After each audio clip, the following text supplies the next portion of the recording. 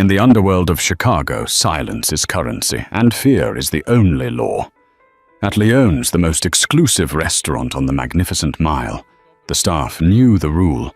When table 4 was occupied, you looked at the floor, you didn't speak unless spoken to, and you prayed you didn't make a mistake. Dominic Vance wasn't just a customer. He was the man who owned the city's shadows. Everyone trembled before him until a desperate new waitress named Daisy did the unthinkable. She didn't just serve him, she challenged him. What happened next wasn't a murder. It was an obsession that would threaten to burn the entire city to the ground. This isn't a fairy tale. This is a war. The winter wind off Lake Michigan was brutal enough to cut through bone, but it was nothing compared to the chill inside Leone's whenever Dominic Vance walked through the door.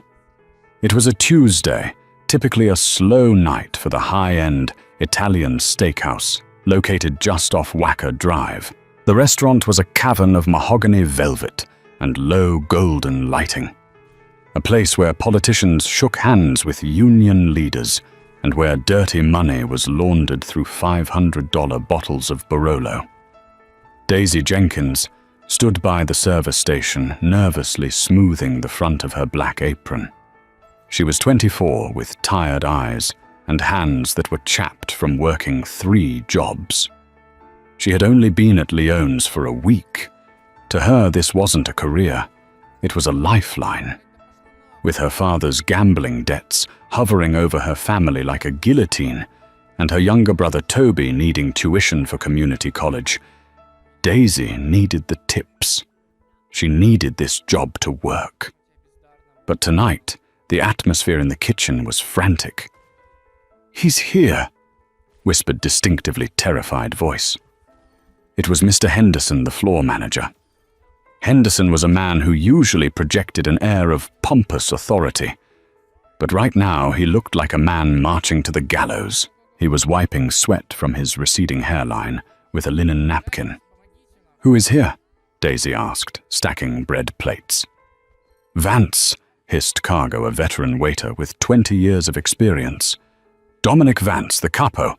He's early. His usual table isn't even prepped." Daisy frowned. She knew the name. Everyone in Chicago who read the crime columns knew the name Vance. They were construction waste management and shipping, allegedly. In reality, they were the reason bodies washed up in the Chicago River. "So we seat him," Daisy said, grabbing a pitcher of water. "It's a restaurant, Carlo. He eats food like everyone else." Carlo grabbed her wrist, his grip hard. "No, you listen to me, ragazza. You don't look him in the eye. You don't ask him how his day was. You pour the wine, you take the order, and you disappear. Last month, a runner spilled a drop of sauce near his cuff. That runner didn't get fired.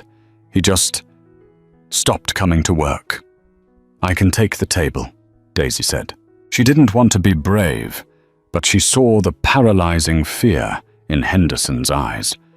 If the manager panicked, the service would crash and nobody would make money. Daisy couldn't afford a bad night. "I'll do it. Just give me the wine list." Henderson looked at her as if she had volunteered to defuse a bomb with a hammer. "You're new. You don't know." "I know I need the tips, Mr. Henderson. Let me work." Without waiting for permission, Daisy grabbed the leather-bound menus and pushed through the swinging double doors into the dining room. The change in the room was palpable. Usually Leone's was filled with the low hum of conversation and the clinking of silverware. Now a hush had fallen over the main floor. Guests were eating quickly, keeping their heads down. At table 4, the prime booth in the back corner, with a clear view of both exits, sat 3 men. 2 were clearly muscle-broad-shouldered, wearing suits that strained at the biceps, scanning the room with predatory boredom. And in the center sat Dominic Vance. He didn't look like a monster. He looked like a CEO of a Fortune 500 company, perhaps a little sharper, a little colder. He was wearing a charcoal 3-piece suit that probably cost more than Daisy's entire year of rent. He had dark hair, swept back a strong jawline, covered in a day's worth of stubble, and eyes that were the color of slate gray, flat, and completely unreadable. He was reading a message on his phone, completely ignoring the terrified room around him. Daisy took a breath, steeling herself. "Just a customer," she repeated internally. "Just a man with a wallet." She approached the table. The two bodyguards stiffened immediately, their eyes locking onto her hands. Daisy didn't flinch. She walked right up to the edge of the table. "Good evening, gentlemen," she said, her voice steady, though her heart was hammering against her ribs. "Welcome to Leone's. My name is Daisy, and I'll be taking care of you tonight." The bodyguards looked at Dominic. Dominic didn't look up from his phone. "Sparkling water, no ice," Dominic said. His voice was deep, rough, like gravel. He still hadn't looked at her. "And bring the 15 Ornelia. Open it at the bar, not here." He waved his hand, a dismissive, arrogant flick of the wrist, a gesture you would use to shoo away a fly. Daisy felt a flash of irritation. She was used to rude customers. She had worked in diners and dive bars before this. But something about his total erasure of her existence stung. "Certainly," Daisy said. "Would you like to hear the specials before I get the wine?" Dominic finally looked up. The contact was electric. His eyes were cold, assessing. He looked at her not as a person, but as an object that was malfunctioning. "Did I ask for the specials?" he asked softly. The dining room seemed to hold its breath. "No," Daisy replied, holding his gaze. "But the osso buco is excellent tonight, and the chef has prepared a fresh sea bass that isn't on the menu." One of the bodyguards, a man with a scar running through his eyebrow, leaned forward. "The boss said water and wine. Go get it." "I heard him," Daisy said, not breaking eye contact with Dominic. "I'm just doing my job." Dominic stared at her for a long, uncomfortable second. Then a corner of his mouth twitched. It wasn't a smile. It was a crack in the ice. "Water. Wine," Dominic repeated slowly. "Go." Daisy turned on her heel and walked away, her back straight.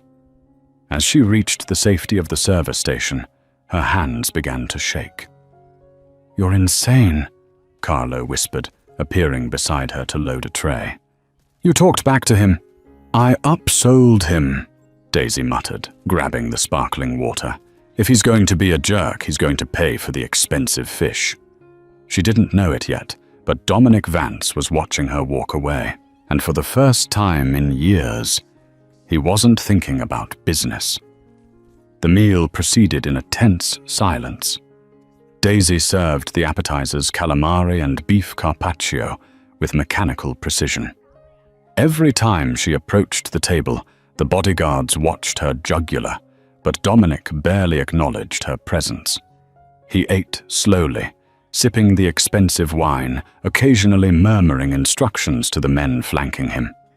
It was during the main course that things went wrong. Daisy was carrying a heavy tray containing 3 sizzling plates. The weight was substantial, straining her wrists. As she navigated the narrow path between tables, a customer at table 5, a loud, intoxicated tourist, abruptly shoved his chair back to stand up. The chair leg caught Daisy's ankle. It happened in slow motion. Daisy stumbled forward. She twisted her body violently to avoid dropping the hot plates onto the sitting customers. She managed to save the food, balancing the tray with a Herculean effort. But in the chaos, a single fork slid off a plate. It flew through the air and landed with a soft clink right on the table in front of Dominic Vance. A tiny droplet of sauce from the fork splattered onto the pristine white tablecloth just inches from his hand. The restaurant went dead silent. The drunk tourist gasped. Mr. Henderson, watching from the podium, closed his eyes as if waiting for a gunshot. Daisy stabilized herself, her heart dropping into her stomach. She looked at the table. The fork lay there like an accusation.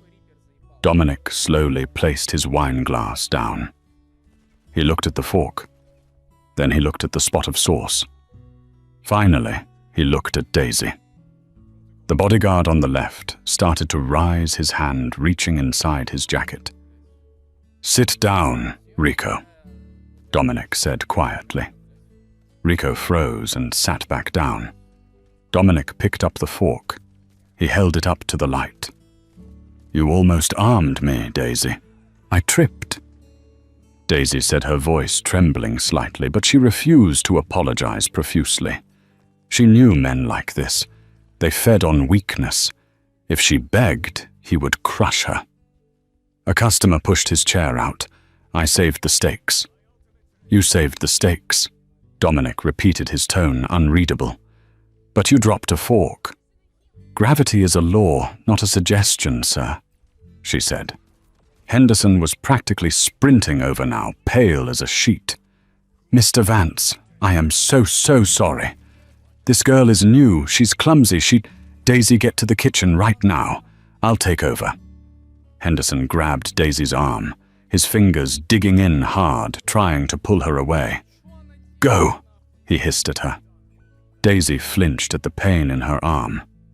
"Let go. I can finish I said. "Leave her alone." Dominic's voice cut through the air like a whip crack. Henderson released Daisy instantly, stepping back as if burned. Dominic looked at the manager with pure disgust. "She saved the food. She didn't drop the tray, and you put your hands on her." Dominic stood up. He was taller than he looked while sitting well over 6 feet, looming over the table. He reached into his jacket pocket. The entire restaurant flinched. He pulled out a money clip. He peeled off 5 crisp $100 bills and dropped them onto the sauce-stained tablecloth. "For the dry cleaning," Dominic said to the room in general. Then he peeled off another 10 bills, $1,000. He held them out to Daisy. Daisy stared at the money. It was more than she made in 2 weeks. It was the electricity bill and part of the debt interest. But her pride burned hot in her chest. "I don't want your charity," Daisy said quietly. "It's not charity," Dominic said, stepping closer to her. He smelled of sandalwood tobacco and cold rain. He was close enough that she could see the flecks of gold in his grey eyes. "It's hazard pay. Nobody stands up to Henderson, and nobody stands up to me." He took her hand, forced the money into her palm, and closed her fingers over it. His hand was rough, warm, and terrifyingly strong. "What time does your shift end?" he asked. "Why?" Daisy challenged, pulling her hand back. "Because," Dominic said, leaning in, so only she could hear, "the man who tripped you. He's been watching you all night. And he's not a tourist. You should be careful, Daisy Jenkins. The city isn't safe for brave little things like you."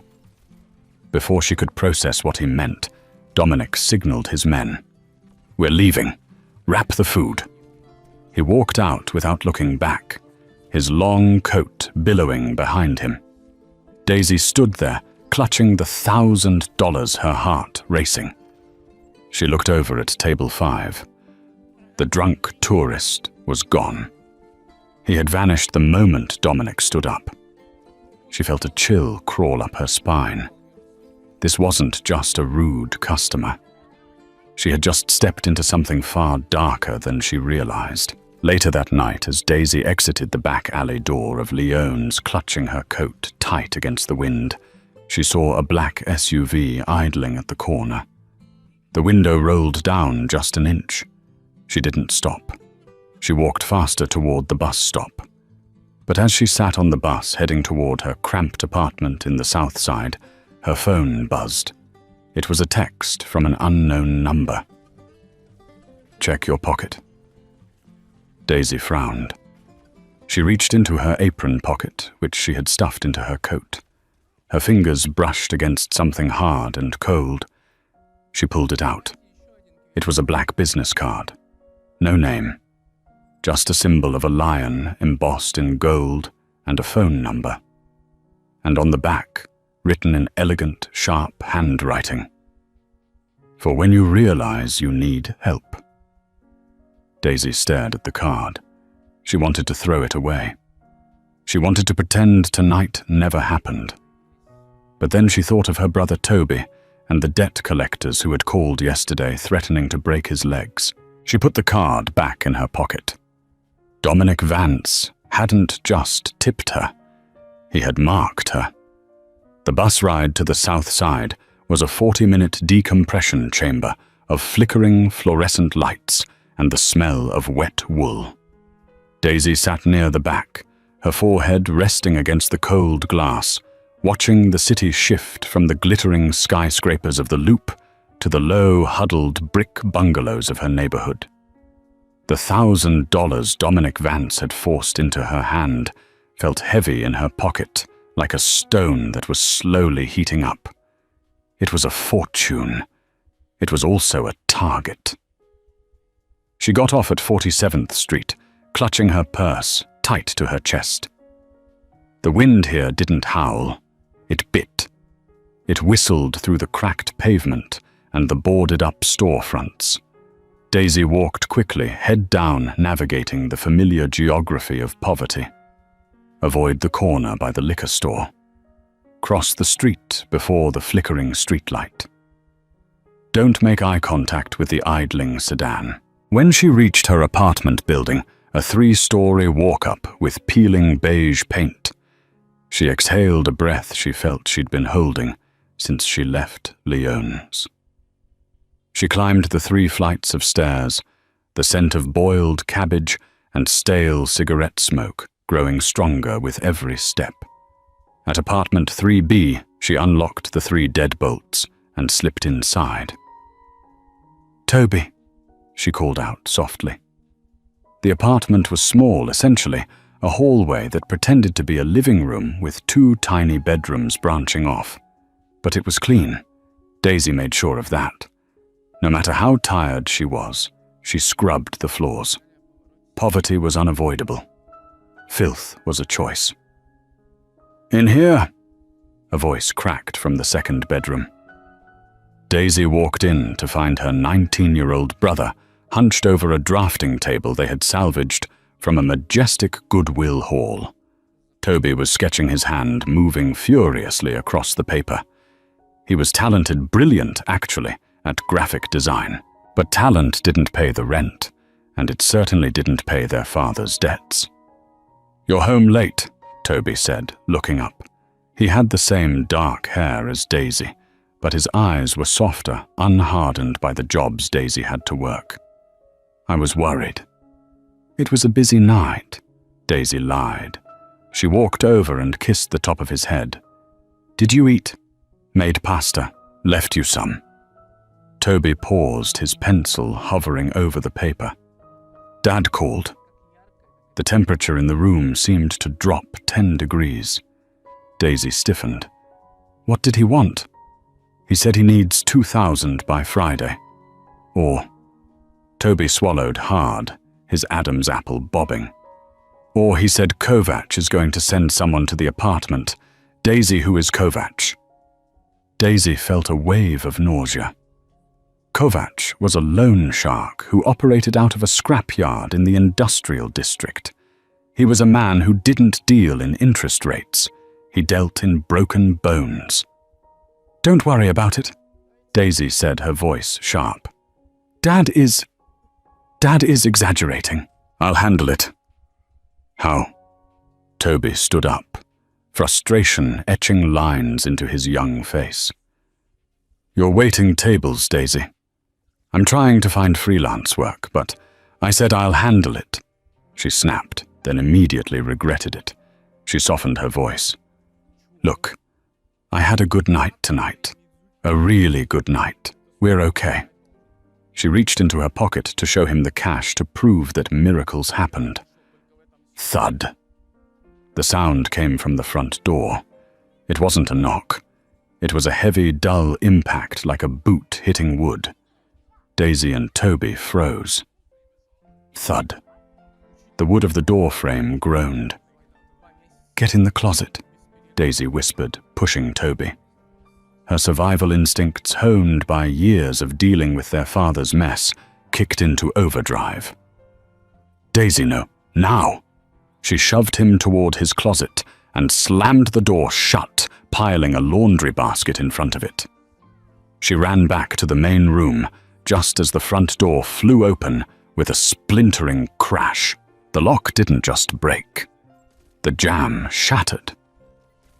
Two men stepped into the apartment. They were large, wearing heavy winter coats that added to their bulk. Daisy recognized the one on the left. It was the tourist from Lyons, the man Dominic had warned her about. He wasn't drunk now. His eyes were clear, cold, and dead. "Daisy Jenkins," the man said. His voice was flat, devoid of any accent or emotion. "And the brother. Where is the brother?" "He's not here," Daisy said, standing in the middle of her tiny kitchen, grabbing the handle of a cast-iron skillet from the drying rack. She held it with both hands, trembling, but ready to swing. "Get out of my house!" The second man, a brute with a shaved head and a neck tattoo of a scorpion, laughed. It was a wet, ugly sound. "She's got a frying pan, Mick. I'm terrified." Mick, the fake tourist, didn't laugh. He stepped forward, kicking a kitchen chair out of his way. "Your father Frank took a loan. 10,000. He paid back 2. He missed the collection yesterday." "I don't have $10,000, Daisy said, backing up until her hips hit the counter. "We know," Mick said, "but we know you work at Lyons now. Fancy place. Good tips." He took another step. He was too close now. Daisy could smell him stale coffee and violence. "Kovac likes a payment plan," Mick continued. "But since Frank is hard to find, we figure the children can pay. Every week you give us 80% of your tips. If you don't..." Mick looked toward the bedrooms. "If you don't, we break the boy's hands. Hard to draw with smashed fingers, isn't it?" Daisy swung the skillet. It was a desperate, pulled swing. Mick caught her wrist mid-air with terrifying ease. He twisted her arm behind her back, forcing a cry of pain from her lips, and slammed her face first into the kitchen counter. "Don't be stupid," Mick whispered into her ear. He pressed her face harder against the cold laminate. "We'll be at the restaurant every Friday night to collect. If you tell the management, we hurt the boy. If you call the cops, we kill the boy." He released her. Daisy slumped to the floor, gasping, clutching her wrist. Mick reached into his pocket and pulled out a photo. He tossed it onto the floor next to her. It was a picture of Toby taken through the window of this very apartment just yesterday.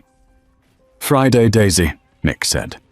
The two men turned and walked out, leaving the front door hanging off its hinges, letting the freezing Chicago winter pour into the room.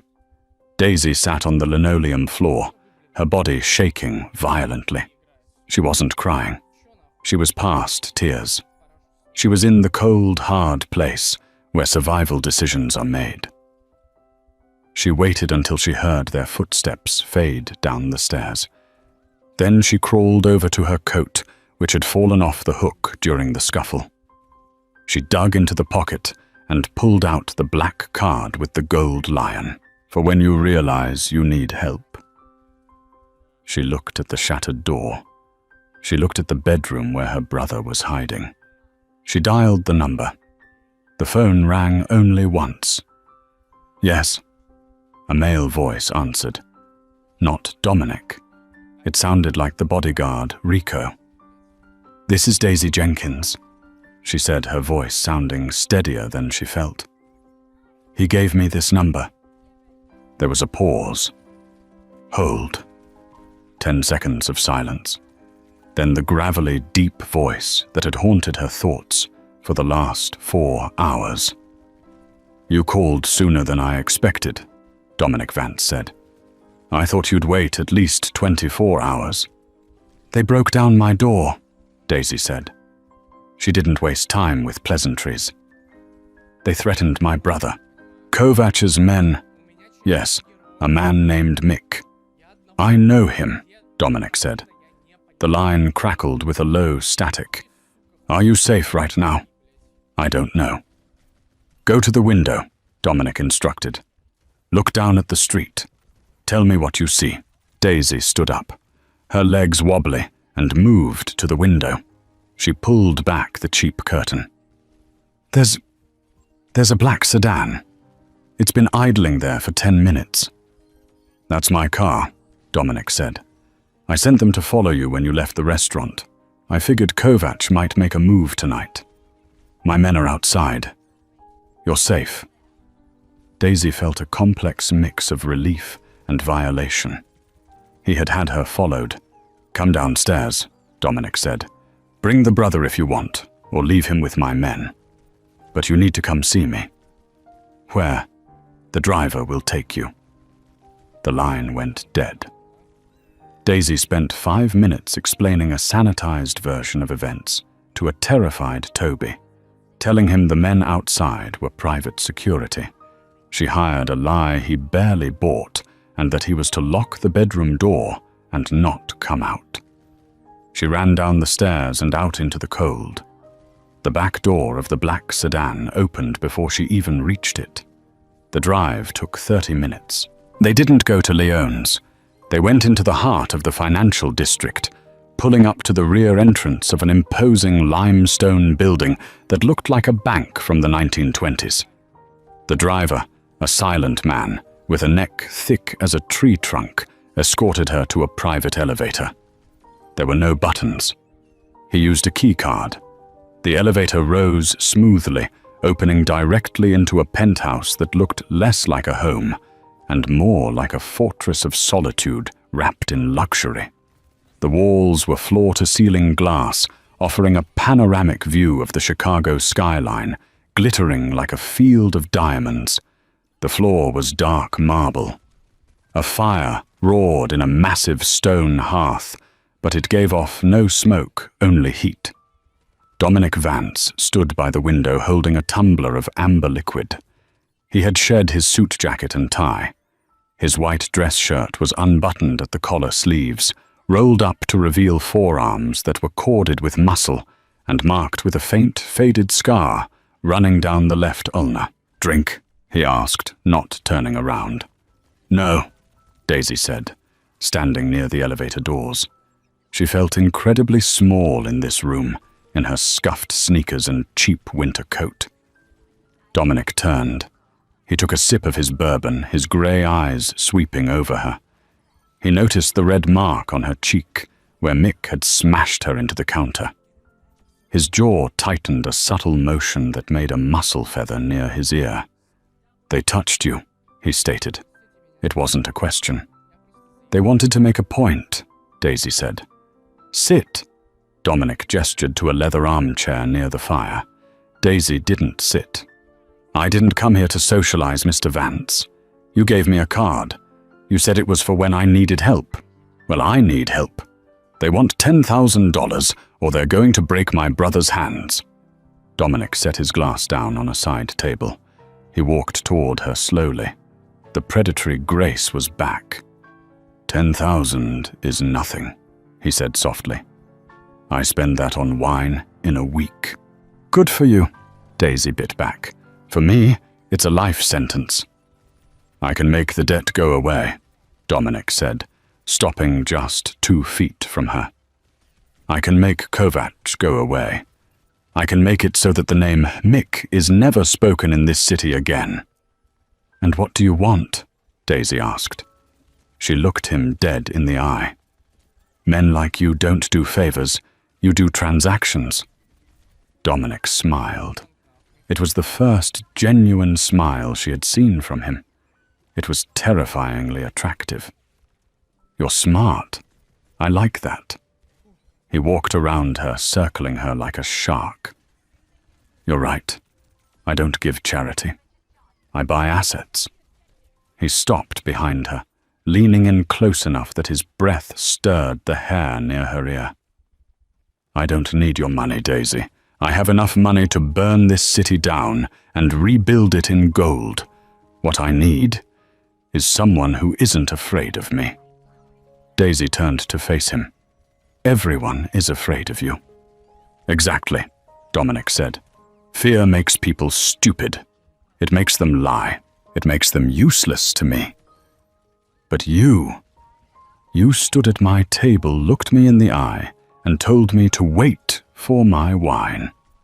You have a spine." He walked back to his desk, a massive slab of obsidian, and picked up a file. "I have a problem," Dominic said, his voice turning strictly business. "There is a leak in my organization. Information is getting out to the police and to my rivals. It's someone close to me. Someone who sits at my tables, eats my food, and smiles at my face." He tossed the file onto the desk. "I need a fresh pair of eyes. Someone nobody suspects. Someone the boys will ignore because she's just the help. I need a waitress who can listen." Daisy stared at him. "You want me to spy for you?" "At Leona's, not just at Leona's," Dominic said. "I have private events, dinners, poker games. I need a personal server, someone I can trust to pour the scotch and remember who said what when they think no one is listening. And if I say no?" Dominic shrugged. "Then you go back home. You deal with Kovac. You hope your brother learns to draw with his left hand." It was cruel. It was cold. But it was the reality. Daisy thought of Toby. She thought of the fear in his eyes when he hid in the closet. She thought of the sound of the door splintering. "If I do this," Daisy said, her voice shaking, "Kovac is gone forever." "Kovac will be a bad memory by morning," Dominic promised. "And my brother, he stays out of this. He never sees you. He never sees this world." "Done. And the debt? I'll buy it," Dominic said. "You won't owe Kovac a dime." He stepped closer, closing the distance again. The air between them crackled with a strange, heavy tension. "But understand this, Daisy," Dominic said, his voice dropping to a low rumble. "Once I buy your debt, you don't owe him anymore. You owe me. You belong to the Vance family until I say the debt is paid. And I am a much more demanding creditor than Kovac." Daisy looked at the scar on his arm, then up into his slate-grey eyes. She was stepping off a cliff. She knew it. "When do I start?" she whispered. Dominic reached out. For a second, she thought he was going to touch her face. Instead, he reached past her and pressed a button on the wall. The elevator doors slid open. "Tomorrow night," Dominic said. "Wear black. And Daisy." She paused at the elevator. "Yes. Don't ever drop a fork in my house again." Daisy stepped into the elevator. As the doors closed, cutting off the view of the penthouse, she saw Dominic Vance turn back to the window, watching the city he ruled and now the woman he owned. The dress arrived at her apartment at 4 p.m. the next day. There was no note, just a garment bag emblazoned with the logo of a boutique on Oak Street, where appointments were mandatory and prices were never listed. Daisy unzipped the bag in her dim living room. Inside was a black cocktail dress. It was modest, high neck, long sleeves, but the fit was predatory. It was designed to cling to every curve, turning the wearer into a silhouette. Alongside it was a pair of heels that looked like weapons, and a simple instruction sent via text, Leone's. Private room 2, 7:00 p.m. Listen. When Daisy walked into the back of Leone's that evening, the kitchen staff stopped. Even Carlo, who usually had a comment for everything, went silent. She wasn't wearing her apron. She wasn't one of them anymore. She had crossed the invisible line that separated the staff from the family. Mr. Henderson looked at her with a mixture of confusion and fear. He opened his mouth to bark an order, then saw the dress and the way she held her head. He snapped his mouth shut and pointed toward the heavy oak door at the back of the restaurant. Daisy took a breath, smoothed the fabric over her hips, and pushed the door open. Private room 2 was a world away from the main dining floor. The air here was heavy, smelling of aged leather, expensive cologne, and thick cigar smoke.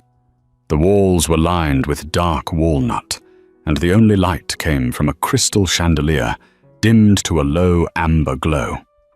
At the round table sat 5 men. Dominic was at the head, his back to the wall.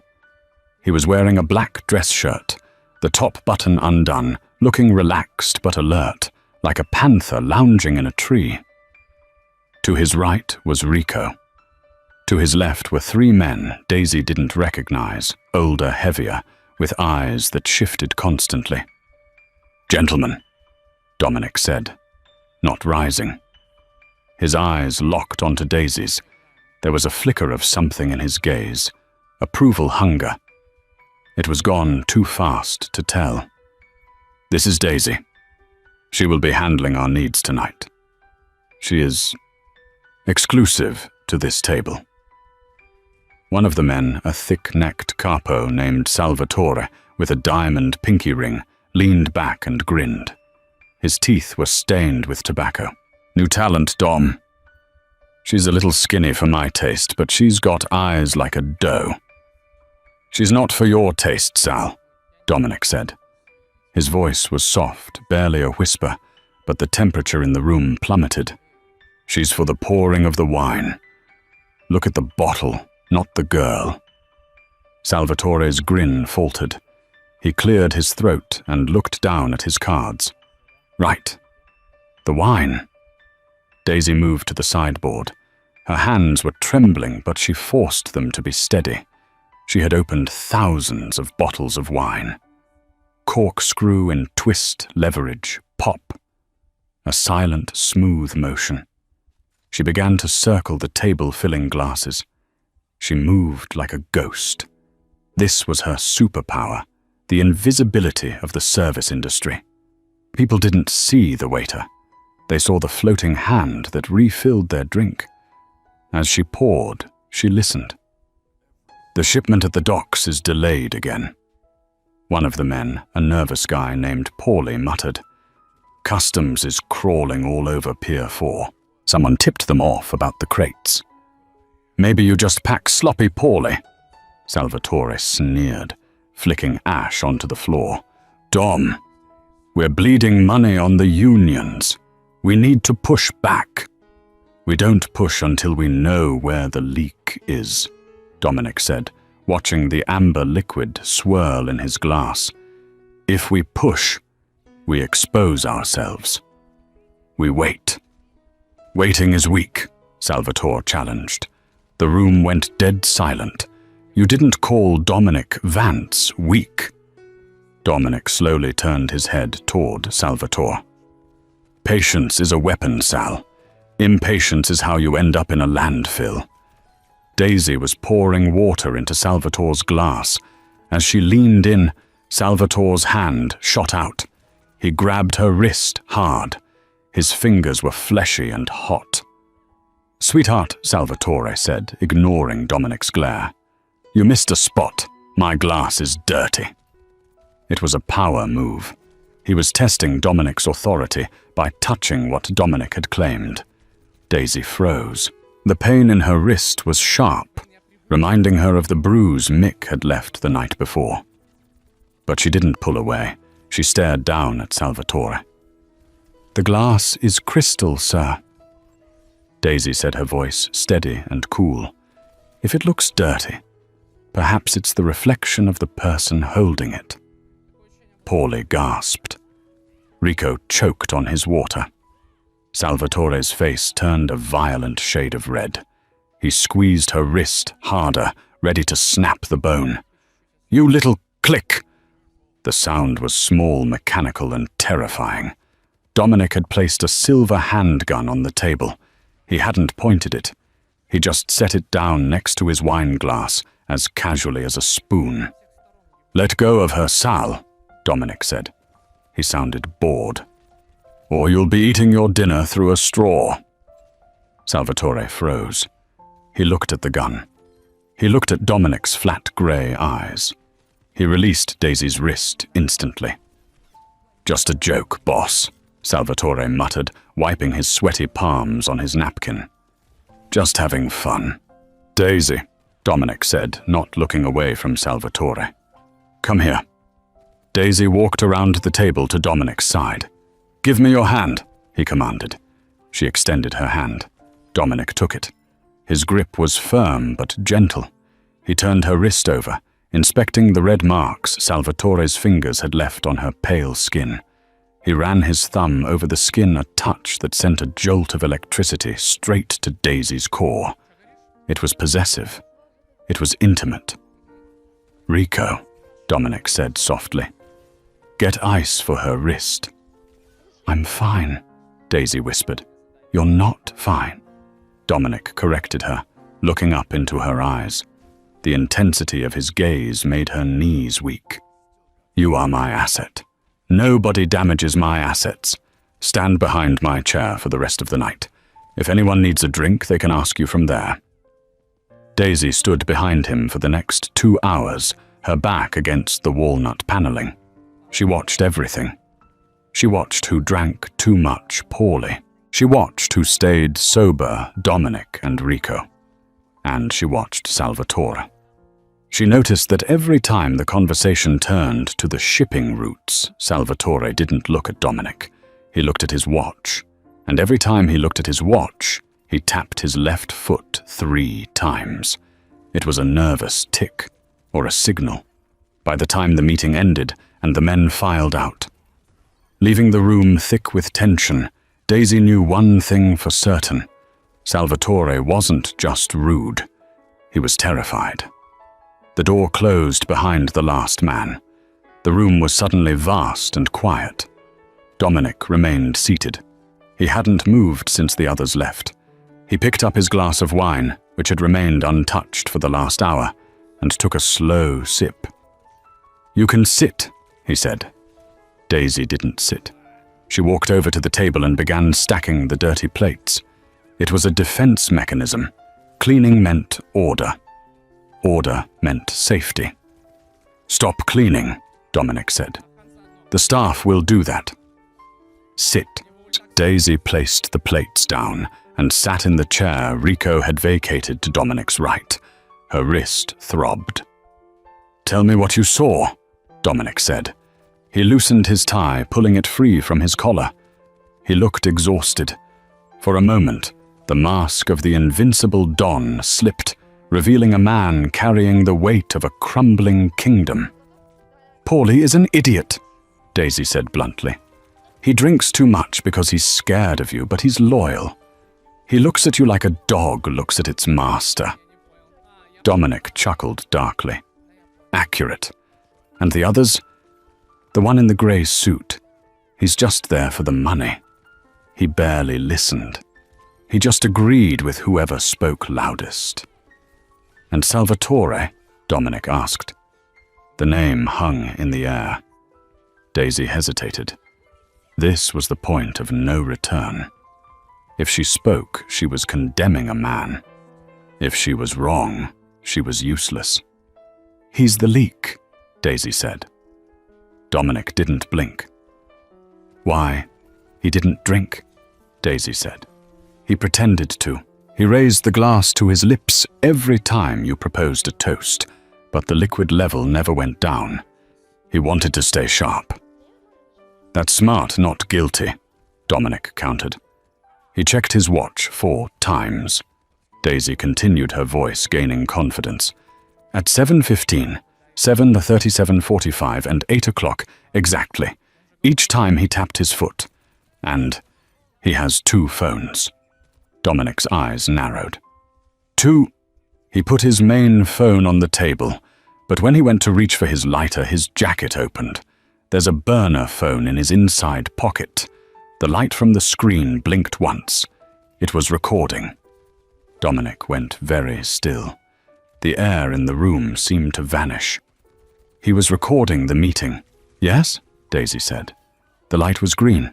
Audio recording. Dominic stood up slowly. He walked over to the window that looked out onto the alleyway. He stood there for a long time, his silhouette framed against the brick wall outside. "Do you know what you just did, Daisy?" he asked quietly. "I did my job. You just signed a man's death warrant." Daisy felt a cold shiver run through her. She looked at her hands. They looked the same as they had this morning, but they felt stained. She thought of Salvatore grabbing her wrist. She thought of the way he looked at her. "He threatened me," Daisy said, her voice hard. "And he's betraying you. I don't feel bad." Dominic turned around. He looked at her with a new expression, respect. "Come here." He beckoned her to the window. Daisy stood and walked to him. He was standing close, the heat radiating off his body. "Look down," he said. Daisy looked out the window. In the alley below, under the yellow haze of a security light, she saw Salvatore walking toward his car. He was fumbling for his keys. Suddenly, 2 shadows detached themselves from the darkness. It was Rico and another man. Daisy wanted to look away, but she couldn't. It happened fast.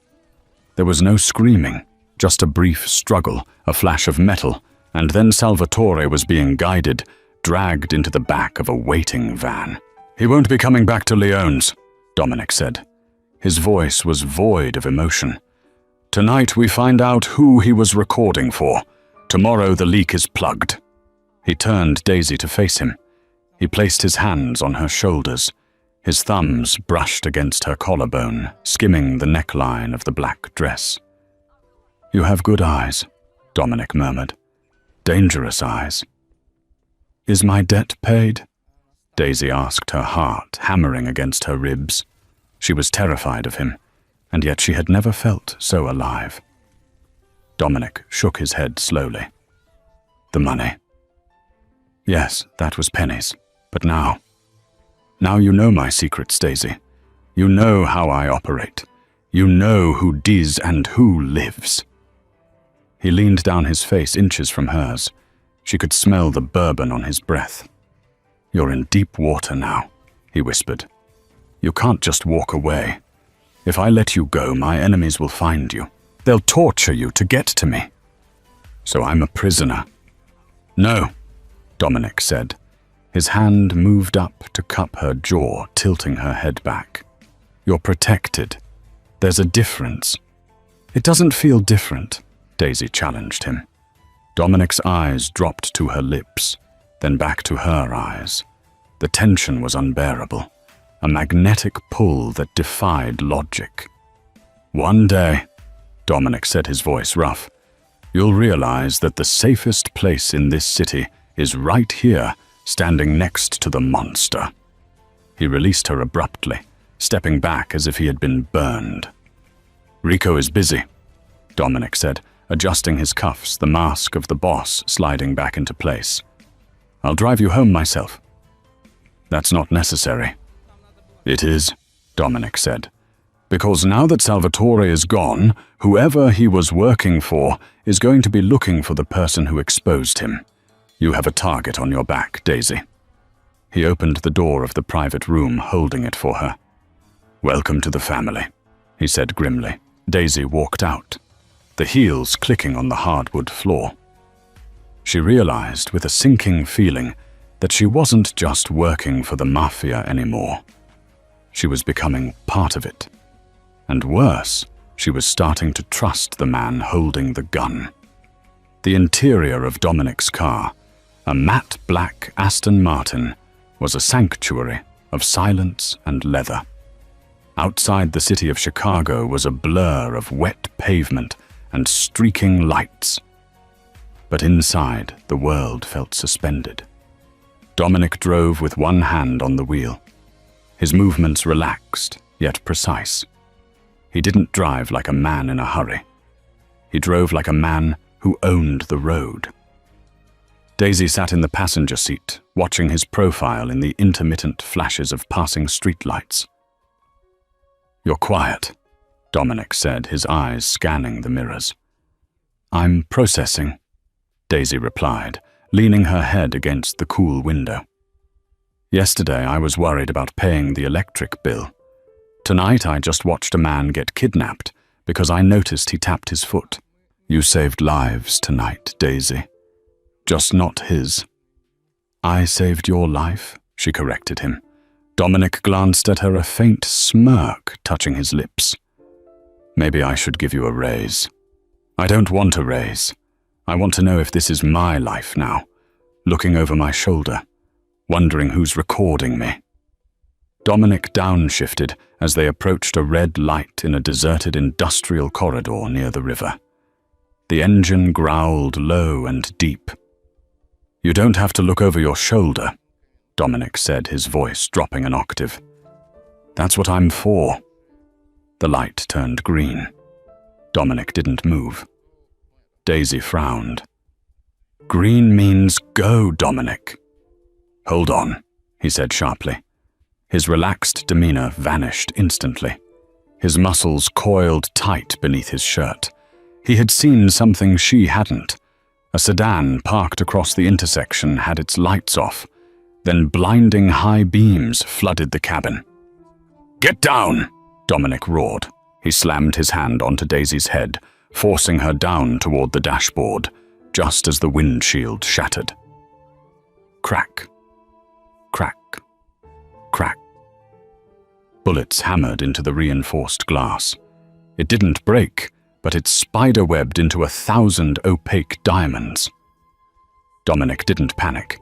He threw the car into reverse tires, screaming against the asphalt, spinning the wheel with violent precision.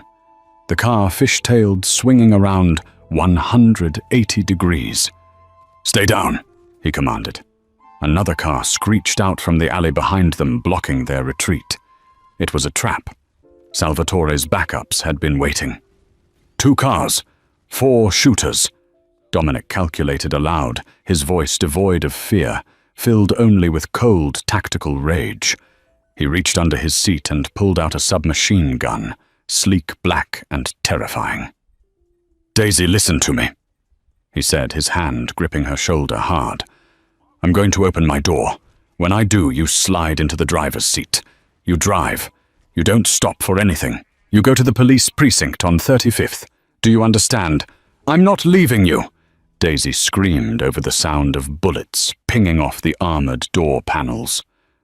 "Do as I say," Dominic snarled. It was the voice of the capo, the monster.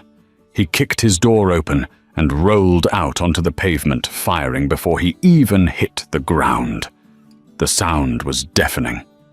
Daisy curled into a ball, covering her ears. She heard shouting, the roar of engines, and the rhythmic thump-thump of Dominic's weapon answering the chaotic fire of the attackers. Then silence. It lasted for 10 seconds. To Daisy, it felt like 10 years. "Dominic," she whispered. No answer. She scrambled up, ignoring his orders, and looked out the shattered driver's side window. Dominic was standing in the middle of the street. The 2 enemy cars were riddled with holes, steam rising from their radiators. 3 men lay on the ground, motionless. Dominic stood amidst the carnage, his chest heaving, his white shirt stained with oil and blood, though she couldn't tell if it was his. He looked terrifying. He looked like the god of war. He turned and walked back to the car. He holstered the weapon and opened the passenger door. "Are you hit?" he demanded, scanning her frantically. Check yourself. Any pain, any blood. Daisy was shaking so hard her teeth chattered. I think I'm okay. You're bleeding. There was a graze on his cheek, a line of crimson running down to his jaw. It's nothing, he said. He reached in and unbuckled her seatbelt.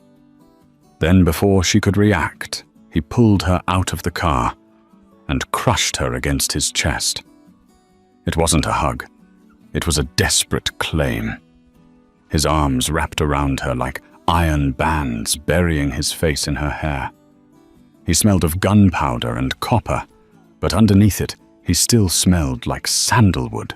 I told you, he whispered into her hair, his voice rough and shaking with adrenaline.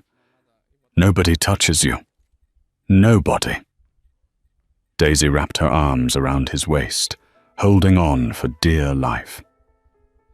She realized then that there was no going back to the diner. No going back to the electric bills and the quiet life. She pulled back and looked up at him. The streetlights flickered overhead, illuminating the destruction around them. You're crazy, she said, tears finally spilling over. Dominic wiped the tear from her cheek with his thumb, smearing a trace of his own blood on her skin. A blood oath. I'm a Vance, he said simply. And you, Daisy Jenkins? You're mine now. He leaned down and kissed her. It was fierce tasting of danger and survival. It was a kiss that sealed her fate.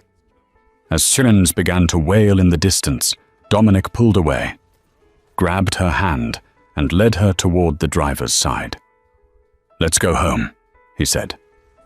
Daisy didn't ask which home. She knew, wherever he was, that was where she was going. She got into the car, the glass crunching under her feet, and prepared to ride into the darkness with the devil himself. And that is where we leave Daisy and Dominic, for now, standing in the wreckage of a failed ambush, their fates sealed in blood, and a single desperate kiss. Daisy started as a waitress, afraid to spill a drop of wine, and now she's riding shotgun with the most dangerous man in Chicago.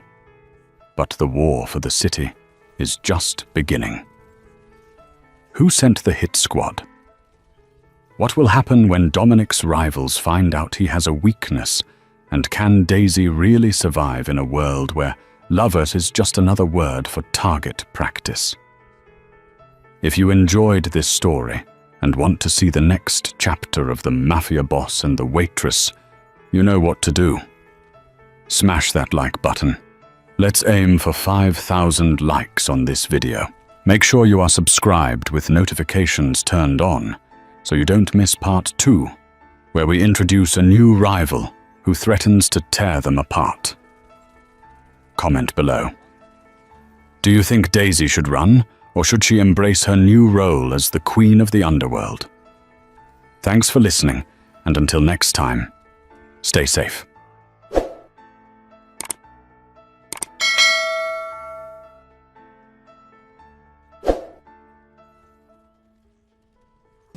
В 13:00. Вы говорите, что смешной фильм, комедия, мелодрама, фантастика. Отвечайте. Вы клянетесь, что мне будет весело. Что за фильм? Зависнуть в Палм-Спрингс. Будет весело. Обещайте. Каспирита ставит свою жопу. Так, интересно получается. Интересные девки пляшут.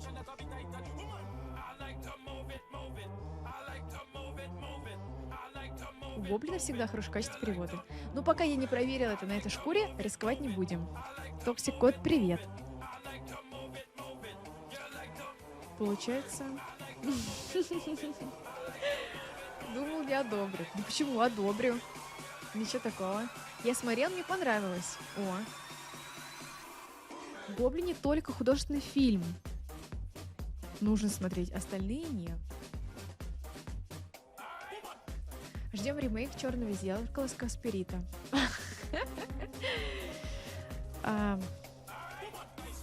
Ой, спасибо большое. Азарт Нью Нокс. Тик. Спасибо большое. На. Спасибо. Юля, на. Спасибо большое. Если что, у меня просто с DonutPay не показывается топ-дей. Вот. Не настраивается. Большой куш в Гоблине только смотреть. Гоблин даже озвучил такой шикарный мульт Шрек. Ну, не знаю, я, может быть, такой, знаете, старой школы, старой закалки. Люблю вот всякие там Кадышу, Софи Ротару и озвучку гоблинская, она получается единым голосом, правильно? Типа там мужик озвучивает. Один мужчина озвучивает всех. Правильно понимаю? Мне такое не нравится. Большой куш. Что-то в автомобиле завис. А ты не писал про большой куш там матное слово. Часто не по тексту озвучивает. Софи Ротару как мимо пройти. Да, но Гоблин лучше Софи Ротару. Ну, не знаю, я пока в Гоблине не слышал, поэтому мне не с чем сравнить, не буду такими громкими словами кидаться и обижать свою любимую Софи Ротару. Это так называется снэч. Ребята, что, кушать будем себе накладывать? Есть 3 минутки положить поесть перед фильмом.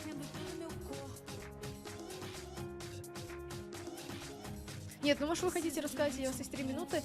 Алис, поставь чайник. Может вы... Сон вам какой-нибудь страшный снился? Я вообще всю ночь не спала, просто как будто, знаете, вот постоянно...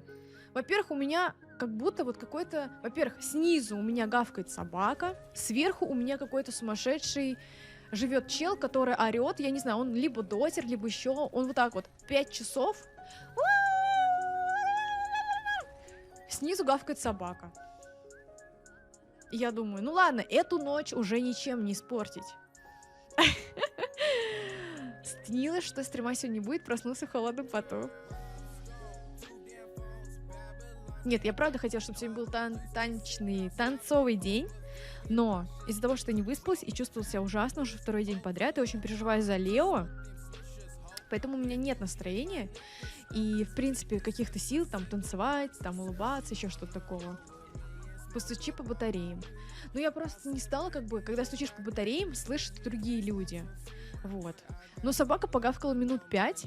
Я думаю, ладно. А тот чел еще пару раз прикрикивал. Я думаю, вонючий дозер, 100%.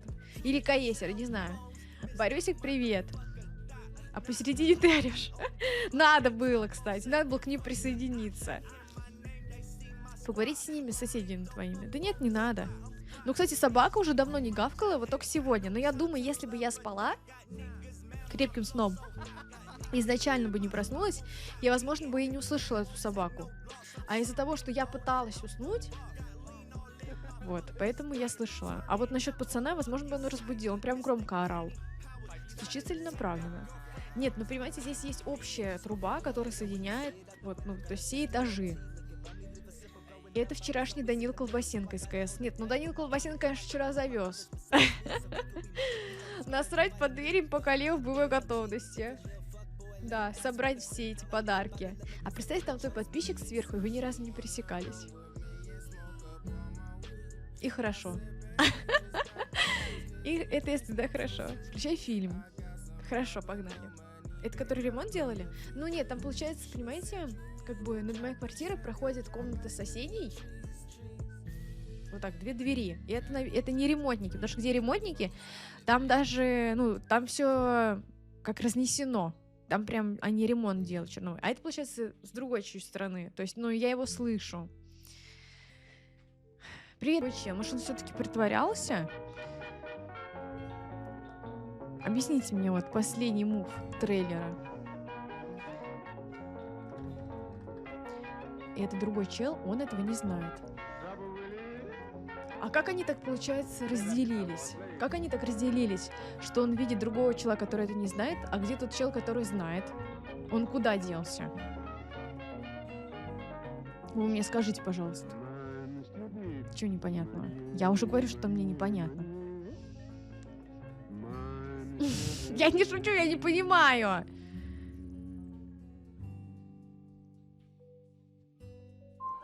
Тот чел с памятью вышел из петли с девушкой. Поняла. Ну ладно. Поняла, ладно, более-менее. Правда, поняла. А тебя не волнует, как она весточку Фреду в прошлое отправила? Нет, ребят, а как она весточку отправила Фреду в прошлое?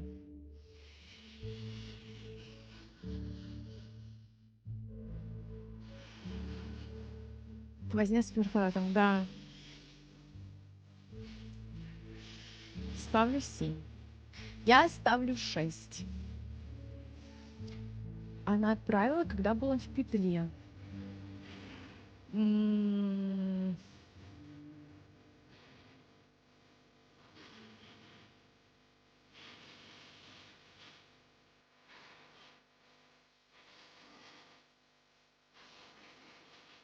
вообще странно. Странно.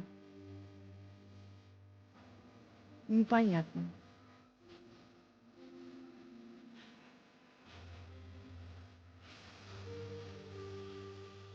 Надо нарисовать. Не, рисовать не надо. Первый пошел дальше в будущее, а этот старик в прошлом остался с другим. Угу. Надеюсь, посылку на стриме откроем. Хорошо.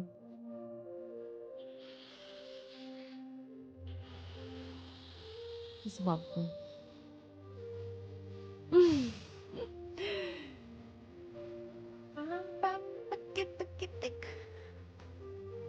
Ладно. Ладно, я вас сейчас отправлю на рейд. Она не знала, что успешно, просто отправила. Он пришел спрашивать, что этот чел думает, а его нет, он вышел из петли. Угу. Поняла. И пойду в больницу. Ладно, ладно, я сейчас сажусь и не соображаю. Ладно, пошел в больницу. Дед остался чмошником воспоминаний, а и так Фред понял, что все получилось. А вот это вот логично. Нет, а как он остался без воспоминаний, если дед помнил? Лео повел тебя гулять? Не. Я поведу Лео. Дима, привет. Нормально.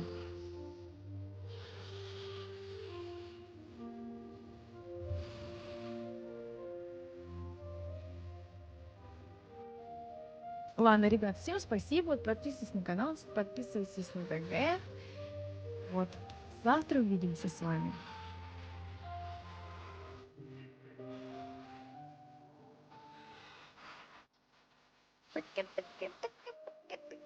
Бай-бай.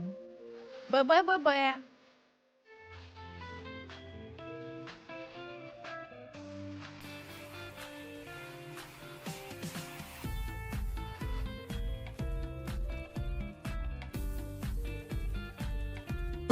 Ничего себе.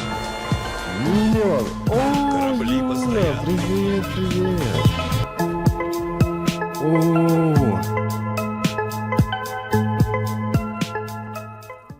Юлечка, привет. Спасибо за рейд. Ничего себе, ребята. Я думал, что вы посмотрели, я видел